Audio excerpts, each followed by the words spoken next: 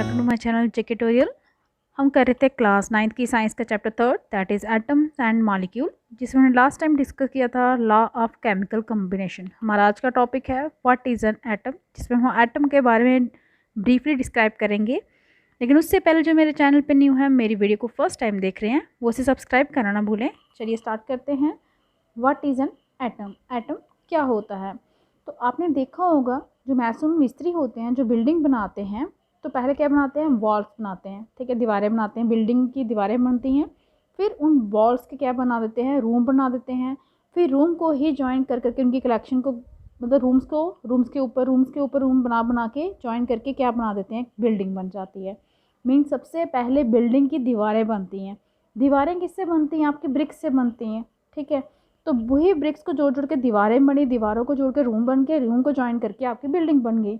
तो building block क्या था, ह्यूज बिल्डिंग, इतनी बड़ी जो बिल्डिंग बनी उसका बिल्डिंग ब्लॉक कौन था, वो तो ब्रिक्स को ज्वाइन करके बनी। आप क्या बताएंगे, आपको पता है एंट हिल, चींटियों का जो घर होता है, बड़े बड़े पहाड़ होते हैं, उनका बिल्डिंग ब्लॉक क्या होगा, कितना होगा, वो बिल्कुल स्मॉल होता है, सैंड की तरह। जितना ग्रेन ऑफ सैंड, सैंड का एक पीस होगा ना, उसके जितना होता है, जिसको वो ज्वाइन कर करके अपना इतना बड़ा घर बना देती है। उसी तरह जो बिल्डिंग ब्लॉक्स होते हैं सारे मैटर्स के, उसे हम क्या कहते हैं, एटम्स कहते हैं। मीन्स एटम को ज्वाइन करके ही हमारा मैटर बनता है, चाहे वो आपका सॉलिड फॉर्म में हो, चाहे लिक्विड फॉर्म में हो, चाहे गैसेस फॉर्म में हो। How big are atoms, atoms कितने बड़े होते हैं। एटम्स जो होते हैं बहुत छोटे, स्मॉल साइज़ के होते हैं। ये इतने स्मॉल, सभी से स्मॉल होंगे कि हम इमेजिन भी नहीं कर सकते, ना ही उसे किसी के साथ कंपेयर कर सकते हैं। जबकि आप हम उसे खुली आंखों से देख नहीं सकते, विदाउट माइक्रोस्कोप में उसे देख नहीं सकते, तो आप क्या इमेजिन करेंगे कि उसका कितना स्मॉल साइज होगा। More than millions of atoms अगर होंगे ना, ठीक है, तो वो ज्वाइन करके आपके क्या बनाएंगे, एक लेयर बनाएंगे, ठीक है। जितनी शीट ऑफ पेपर होती है ना, इतनी मोटी सी थिक सी एक लेयर बना सकते हैं, लेकिन उसमें जुड़ेंगे कितने एटम्स आपके, मिलियंस ऑफ एटम्स। जैसे कि यहाँ पे बताया है, एटॉमिक रेडियस जो है हम मेज़र करते हैं नैनोमीटर में। मीन्स नैनोमीटर का क्या मतलब है कि 1 मीटर में आप कितने नैनोमीटर होते हैं, 10⁻⁹ नैनोमीटर। इतना स्मॉलेस्ट रेडियस होता है एटम्स का। यहाँ पे देखिए फिगर में आपको रेडियस बताए हैं कुछ एटम्स के। जैसे कि आपका यहाँ पे है एटम ऑफ हाइड्रोजन, इसका रेडियस देखिए 10⁻⁻10 मीटर। मॉलिक्यूल जो वाटर का है, मॉलिक्यूल नहीं, अभी मॉलिक्यूल बताया है, एटम नहीं है। मॉलिक्यूल एटम को ज्वाइन करने के बाद बनता है, वो हम डिस्कस करेंगे कि मॉलिक्यूल्स क्या होता है बाद में नेक्स्ट टॉपिक में। उसका रेडियस कितना होता है, 10⁻⁹ मीटर। मॉलिक्यूल हेमोग्लोबिन का जो ब्लड में पाया जाता है, 10⁻⁸ मीटर। ग्रेन ऑफ सैंड, जो सैंड का एक छोटा सा पीस होता है ना, उसका डायमीटर देखिए, रेडियस देखिए कितना होता है, 10⁻⁻4 मीटर। And 10⁻³ metre. एप्पल का 10⁻⁻ मीटर। ये रिलेटिव साइज बताए हैं एटम्स के जो इनमें पाए जाते हैं। अब हमें ये सोचना पड़ता है कि अगर हमारे एटम्स इतने कम साइज, इतने छोटे साइज के, इनसिग्निफिकेंट, कि हमें मतलब देखा जाए तो ना के बराबर, तो हम एटम्स के बारे में इतना केयर क्यों करते हैं, क्यों इतना सोच रहे हैं, क्यों? क्योंकि हमारा जो सारा का सारा इंटायर वर्ल्ड है वो किसका बना हुआ है, एटम्स का बना हुआ है। हम उन्हें देखने के काबिल नहीं, हम उन्हें देख नहीं सकते, लेकिन वो फिर भी हैं। वो कौन, लगातार वो हमारी लाइफ को अफेक्ट करते हैं किसी न किसी वे से। जो भी मॉडर्न टेक्निक्स हैं उससे हम प्रोड्यूस कर सकते हैं मैग्नीफाइड इमेजेस, किसकी, जो सरफेस होते हैं एलिमेंट की, जो शो करते हैं हमें क्या, एटम्स। यहाँ पे देखिए एक इमेज बताई है सरफेस ऑफ सिलिकॉन, सिलिकॉन आपका एलिमेंट है, ये उसकी इमेज बताई है कि सिलिकॉन का सरफेस कैसा होता है। इसीलिए यहाँ पे आपको नेक्स्ट सब टॉपिक है आपका, what are the modern day symbol of atom of different element. अलग अलग एलिमेंट्स की मॉडर्न डे की कौन कौन सी सिंबल्स है, हम कैसे आइडेंटिफाई कर सकते हैं, कैसे उनका मतलब नाम होता है ना, एक नॉमेनक्लेचर, एटम्स को एक नाम दिया गया है, तो कैसे हम कर सकते हैं उनको आइडेंटिफाई। डाल्टन जो थे वो पहले साइंटिस्ट हैं जिन्होंने यूज़ किया था एलिमेंट्स के लिए स्पेसिफिक सेंस, अलग तरीके से उनके लिए सिंबल यूज़ किए थे जिनका अपना अपना एक मीनिंग होता है हर एक सिंबल का। जब उन्होंने यूज़ की थी सिंबल किसी एलिमेंट के लिए, इसका मीन्स कि उसकी कोई डेफिनेट क्वांटिटी है एलिमेंट की, that is 1 atom of that element. अगर उस एलिमेंट का अगर एक भी एटम हम होगा तो हम उसे उसी के सिंबल से पहचान लेंगे।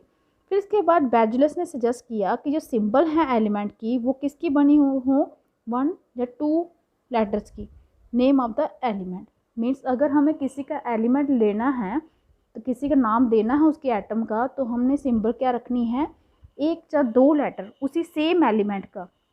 जैसे यहाँ पे देखिए, आपको यहाँ पे दिया गया है हाइड्रोजन, नाम दिए गए हैं, सिंबल्स हैं कुछ एलिमेंट्स की जो डाल्टन ने दी थी। डाल्टन ने ये बोला था इसका नाम हाइड्रोजन है, कार्बन है, ऑक्सीजन है, आयरन है, सल्फर है। साथ में ये देखिए सिंबल्स दी हैं, कॉपर की, गोल्ड की, प्लेटिना की, लेड की, मर्करी की, सिल्वर की, हर एक की अपनी अपनी सिंबल्स है, हर एक डिफरेंट है। आप ये नहीं बोल सकते सभी सर्कल में है, सभी सर्कल में है, लेकिन हर एक एक दूसरे से क्या है, डिफरेंट है, देखने में भी दिखाई दे रहा है। तो स्टार्टिंग में जब ये एलिमेंट इनकी जब हुई थी, डिस्कवरी हुई थी, तो इनको जाना जाता था उसी नाम से जहाँ से इनकी पाए गए, जहाँ से ये पाए गए उसी जगह के नाम से जाना जाता था। जैसे कि एग्जाम्पल है आपका कॉपर, कॉपर का नाम कहाँ से है, सिप्रस। कुछ और नाम भी हैं जो इनके स्पेसिफिक कलर के अकॉर्डिंग इनको डाला गया है, जैसे कि गोल्ड, गोल्ड कहाँ से लिया गया है, इंग्लिश वर्ड है जिसका मीनिंग है येलो, क्योंकि गोल्ड आपको पता ना येलो कलर का होता है, इंग्लिश में गोल्ड का मतलब होता है येलो। आजकल IUPAC, IUPAC names means international union of pure and applied chemistry, एक इंटरनेशनल साइंटिफिक वे है, ऑर्गेनाइजेशन है जो अप्रूवल करती है नामों का, किसके, एलिमेंट्स के, उनके सिंबल्स और उनकी यूनिट्स के बारे में। मीन्स पहले तो ऐसे ही दे दिया जाता था, लेकिन आज का क्या होता है, मॉडर्न टेक्नोलॉजी है, आईपेक नॉमेनक्लेचर होता है एलिमेंट्स का, ठीक है, उनके सिंबल्स बनाए जाते हैं, उनके यूनिट्स बनाए जाते हैं। IUPAC means international union of pure and applied chemistry. तो बहुत सारे सिंबल जो हैं आर द फर्स्ट वन जो होते हैं, या तो वो दो लेटर्स के होते हैं जिनका एलिमेंट नेम इंग्लिश में होता है, आपने देखा होगा हाइड्रोजन का एच, हीलियम का एच ई, लिथियम का एल। तो फर्स्ट लेटर जो है सिंबल का वो हमेशा कैपिटल में ही लिखा जाता है, वो जो सेकंड लेटर है वो लोअर के स्मॉल में। जैसे कि आपका यहाँ पे एग्जांपल भी दी गई है, हाइड्रोजन है, हाइड्रोजन का कैपिटल एच, ठीक है, उसका एक ही है। एल्युमिनियम दो लेटर के साथ होता है, ए कैपिटल है लेकिन एल जो है आपका छोटा होता है, कभी भी दोनों कैपिटल में नहीं होते। कोबाल्ट सी बड़ा होता है लेकिन ओ जो है स्मॉल लेटर है, कभी भी ओ जहाँ पे कैपिटल लेटर नहीं होगा। जो सिंबल्स हैं कुछ एलिमेंट की, वो कहाँ से बनती हैं, first letter of the name, जो उनके नेम का पहला लेटर होगा उसी से, उसी लेटर को डिराइव करके उनकी सिंबल रखी जाती हैं। जैसे कि क्लोरीन, क्लोरीन देखिए फर्स्ट लेटर क्या था, सी, तो क्लोरीन का भी सी था। जिंक, जिंक का फर्स्ट लेटर जेड था, तो यहाँ पे भी जेड लिया है। जो दूसरे सिंबल हैं वो कहाँ पे ली जाती है, लैटिन के अकॉर्डिंग, जर्मन या ग्रीक के अकॉर्डिंग। जैसे सिंबल है आयरन का, वो है एफ ई, क्योंकि आयरन का जो लैटिन नेम है वो है फेरम। उसी तरह सोडियम, सोडियम की सिंबल है एन ए, क्योंकि उसका लैटिन नेम है नाट्रियम। पोटेशियम की सिंबल है के, क्यों, क्योंकि पोटेशियम का लैटिन नेम है आपका केलियम। इसीलिए हर एक एलिमेंट का जो नेम है उसका यूनिक केमिकल सिंबल है, मीन्स उसका नाम जो है वो किसी न किसी, जो सिंबल्स हम यहाँ पे बता रहे हैं, जैसे पोटेशियम की सिंबल के है, ठीक है, तो ये किस पे बेस्ड है, उसके केमिकल सिंबल पे, जो उसका नाम है, क्या नाम था उसका, कैलियम, तो इसलिए पोटेशियम में पी नहीं लिया, के लिया गया है अकॉर्डिंग टू कैलियम। उसी तरह सोडियम में देखिए एन ए लिया गया है, क्योंकि उसका ग्रीक नेम है नाट्रियम, ना कि सोडियम। सोडियम तो हम इंग्लिश में बोल रहे हैं, ऐसे उसका ग्रीक नेम है नाट्रियम, उसी पे बेस उसकी सिंबल है एन ए। यहाँ पे आपको टेबल दिया गया है जिसमें सिंबल कुछ एलिमेंट की दिखाई गई हैं, जैसे कि aluminium, argon, barium, boron, bromine, calcium, carbon, chlorine, cobalt, copper, fluorine, gold, इसी तरह जिंक तक कुछ एलिमेंट्स की सिंबल यहाँ पे बताई गई हैं। ये टेबल जो है ये आपको स्टडी करने में हेल्प कर सकता है, एलिमेंट्स को जब आपने स्टडी करना है तो आप इस टेबल से देख सकते हैं। आपको मतलब नीड ही नहीं है मेमोराइज करना है इसको एक ही बार में, ठीक है, आप आराम से अच्छे से समझ के इनकी सिंबल्स को अंडरस्टैंड कर सकते हैं विद द हेल्प।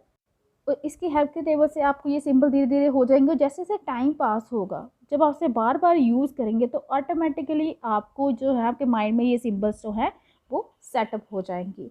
तो नेक्स्ट आपका एटम से रिलेटेड सब टॉपिक है एटॉमिक मास। एटॉमिक मास क्या होता है, सबसे मोस्ट रिमार्केबल कंसेप्ट जो डाल्टन एटॉमिक थ्योरी का ये था कि एटॉमिक मास, ठीक है, मीन्स जो डाल्टन एटॉमिक थ्योरी हमने डिस्कस की थी उसमें सबसे ज़्यादा जो पॉइंट दिया गया है वो है एटॉमिक मास के बारे में। उनकी अकॉर्डिंग जो हर एक एलिमेंट क्या क्या होता है, अपना कोई ना कोई एटॉमिक मास होता है। थ्योरी ने एक्सप्लेन किया था क्या, आपका लॉ ऑफ कांस्टेंट प्रोपोर्शन। इसीलिए साइंटिस्ट जो है वो क्या करते हैं, ज़्यादातर क्या कहते हैं, मेज़र करते हैं एटॉमिक मास किसका, एटम का, उन्हें करना पड़ता है, क्योंकि ये थ्योरी किस पे बेस्ड थी, आपकी थ्योरी हेल्पफुल थी, इसी से आपने अंडरस्टैंड कर पाए थे लॉ ऑफ का constant proportion, law of conservation of mass. इसीलिए साइंटिस्ट क्या करते हैं, मेज़र करते हैं हर टाइम एटॉमिक मास किसी भी एटम का, ठीक है। लेकिन डिटरमाइन करना मास इंडिविजुअल एटम का जो है बहुत मुश्किल है, क्योंकि एटम का साइज़ ऑलरेडी कितना छोटा होता है, तो उसका एक एटम का मास फाइंड करना बहुत मुश्किल है। तो रिलेटिव एटॉमिक मासेस इसीलिए निकाले जाते हैं किसका यूज़ करके, लॉ ऑफ केमिकल कम्बिनेशन का, जिसके अकॉर्डिंग कंपाउंड बनते हैं। मीन्स हम एक एटम का सेपरेटली नहीं निकालते, हम जितने भी वहाँ पे एटम एक एलिमेंट के यूज़ किए जा रहे हैं उनका निकालते हैं, क्या यूज़ करके, लॉ ऑफ केमिकल कम्बिनेशन, और उसके बाद कंपाउंड बनाए जाते हैं। चलिए एक एग्जांपल लेते हैं कंपाउंड का, जैसे कि आपका कार्बन मोनोऑक्साइड CO, वो कैसे बनता है, कार्बन और ऑक्सीजन को ज्वाइन करके। तो ये ऑब्जर्व किया गया एक्सपेरिमेंटली कि जो 3 ग्राम कार्बन है वो कंबाइन करता है 4 ग्राम ऑफ ऑक्सीजन के साथ, और क्या बनाता है, कार्बन मोनोऑक्साइड। याद रखिए जो 3 ग्राम कार्बन है वो कंबाइन करता है 4 ग्राम ऑक्सीजन के साथ, क्या बनाने के लिए, कार्बन मोनोऑक्साइड। तो दूसरे शब्दों में हम ये कह सकते हैं कि कार्बन कंबाइन करता है 4/3 टाइम अपने मास का, किसके साथ, mass of oxygen. Means carbon का मास कितना होता है, 4/3 time its mass of oxygen. Suppose करते हैं कि जो हम एटॉमिक मास यूनिट, जिससे पहले सिंबल, एटॉमिक मास यूनिट की जो पहले सिंबल थी वो थी AMU, याद रखिए, ए से एटॉमिक मास, यू से यूनिट। लेकिन जो लेटेस्ट आईपीसी जो भी रिकमेंडेशन आई हैं उनकी अकॉर्डिंग अब एटॉमिक मास यूनिट की जगह एक सिंबल यूज़ किया जाता है, जस्ट यू का मीन्स यूनिफाइड मास। ये किसके इक्वल होता है, mass of 1 carbon atom. Atomic mass unit जो है उसे हम डिफाइन करते हैं मास किसका, 1 कार्बन एटम का। तो अगर हम इसका मतलब कि एटॉमिक मास जो है कार्बन का कितना होगा, 1 यूनिट होगा, और ऑक्सीजन का कितना हो जाएगा, हम बोल रहे हैं ना ऑक्सीजन का कितना होता है, 4/3 दैट ऑफ कार्बन, कार्बन का 1 हो गया, 4/3 आ गया। जब 4/3 को आप डिवाइड करेंगे, 3 1 जा 3.1.33 यूनिट, ये आपका ऑक्सीजन का क्या आ जाएगा, एटॉमिक मास। लेकिन ये मोर कन्वीनियंट है कि ये नंबर्स होल नंबर्स हों, या होल नंबर्स के पास हों तो पॉसिबल ठीक रहेगा, जितना पॉसिबल हो कर सकते हैं। मीन्स पॉइंट में नंबर का एटॉमिक मास देना जो है वो अच्छा नहीं लगता, ज़्यादा कन्वीनियंट यही रहता है कि जो भी इसके पास का आपका होल नंबर हो उसी के अकॉर्डिंग आपने क्या करना है, इसे बताना है एटॉमिक मास को। तो सर्च करके एटॉमिक मास यूनिट जो है, साइंटिस्ट ने इनिशियली स्टार्टिंग में क्या किया, 1/16 मास लिया एटम का, नेचुरली जो भी ऑक्सीजन जो है, क्योंकि ऑक्सीजन और नेचुरली है, नेचुरली नहीं आता, हमें हमारे एटमोसफेयर में पाया जाता है, तो उसी का इनिशियली 1/16 मास लेना है किसी भी एटम का, और 1/16 ये किसका लेके चल रहे हैं, ऑक्सीजन का। और ये बहुत ही रेलिवेंट है 2 कारण के कारण, क्योंकि ऑक्सीजन जो है वो रिएक्ट करता है बहुत सारे एलिमेंट्स के साथ, वो क्या बनाता है, कंपाउंड बनाता है। जैसे कि यहाँ पे पहले हम कार्बन को लेके चल रहे थे, लेकिन बाद में क्या बोला साइंटिस्ट ने, हम ऑक्सीजन का लेके चलेंगे, 4/3 नहीं, 1/16 मास, एटॉमिक मास यूनिट ऑफ किसका, ऑक्सीजन का, उसको कंसीडर करेंगे, क्योंकि ऑक्सीजन जो था वो बहुत सारे एलिमेंट्स के साथ रिएक्ट करता था और कंपाउंड बनाता था। और जो इनका एटॉमिक मास यूनिट है वो हमें मासेस बता सकता है बहुत सारे एलिमेंट के, वो भी किस में, होल नंबर्स में। मीन्स जो वैल्यू आएगी वो हमारी किस में आएगी, होल नंबर्स में आएगी।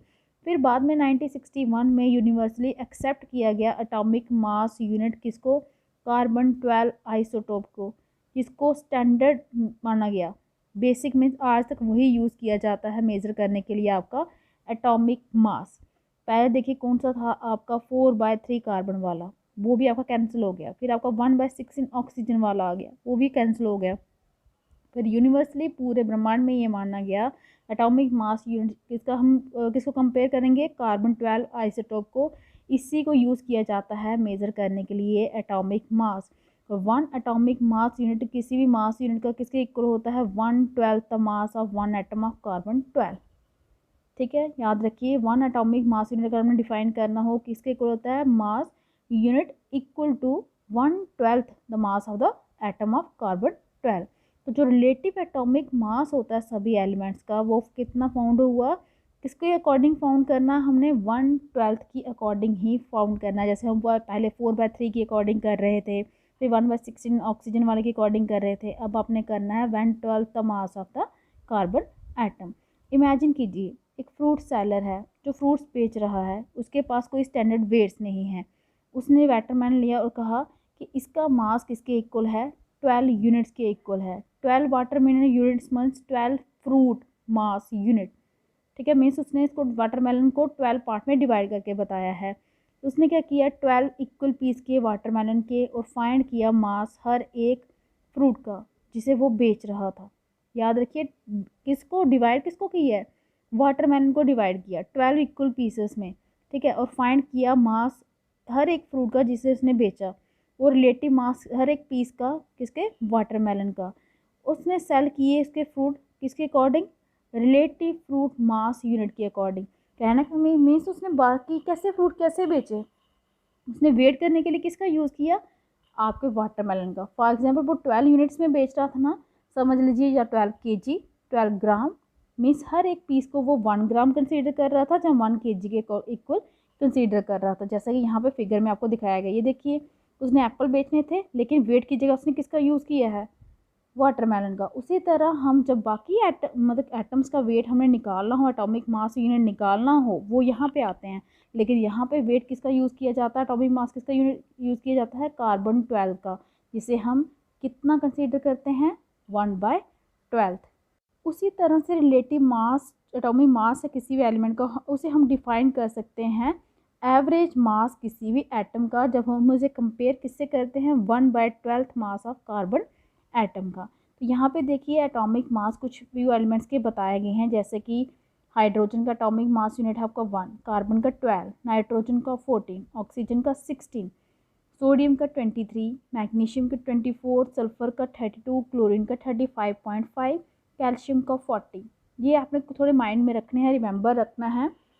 अब एटम्स एग्जिस्ट कैसे करते हैं, एटम जो होते हैं मोस्ट एलिमेंट के, वो इंडिपेंडेंटली अकेले एग्जिस्ट नहीं कर सकते। ये हमने स्टार्टिंग में भी पढ़ा था, जब लॉ ऑफ केमिकल कंबिनेशन पढ़ा था, वहाँ पे फिलोसफर ने भी बोला था कि एटम जो होते हैं वो अकेले एग्जिस्ट नहीं करते, वो किसी न किसी मैटर की फॉर्म में एग्जिस्ट करते हैं। उसी तरह यहाँ पे बोला गया है कि एटम जो होते हैं ज़्यादातर एलिमेंट्स के, वो इंडिपेंडेंटली अकेले एग्जिस्ट नहीं कर सकते। एटम क्या बनाते हैं, मॉलिक्यूल्स बनाते हैं, जहाँ आयंस बनाते हैं। ये जो मॉलिक्यूल्स या आयंस होते हैं, ये ज़्यादा नंबर में आप मिल जो कंबाइन होते हैं तो क्या बना देते हैं, मैटर बना देते हैं। वो जो मैटर जो है वो हमें दिखाई भी देता है, हम उसे फील भी कर सकते हैं, हम उसे टच भी कर सकते हैं, क्योंकि आपको पता है मैटर कौन सी फॉर्म में हमारे पास अवेलेबल है, सॉलिड, लिक्विड या गैस। तो नेक्स्ट टॉपिक में हम डिस्कस करेंगे मॉलिक्यूल के बारे में, मॉलिक्यूल क्या होता है, कैसे बनता है। आज का हमारा जो टॉपिक था व्हाट इज़ एन एटम, वो यहीं पे कंप्लीट होता है। आई होप कि आपको अच्छे से समझ आ गया होगा। अगर आपको मेरी वीडियो अच्छी लगी हो तो प्लीज़ इसे लाइक कीजिए, शेयर कीजिए, चैनल को सब्सक्राइब कीजिए, ताकि आपको जो मेरी लेटेस्ट वीडियो है वो टाइम मिलते रहें। आज के लिए इतना ही, थैंक यू।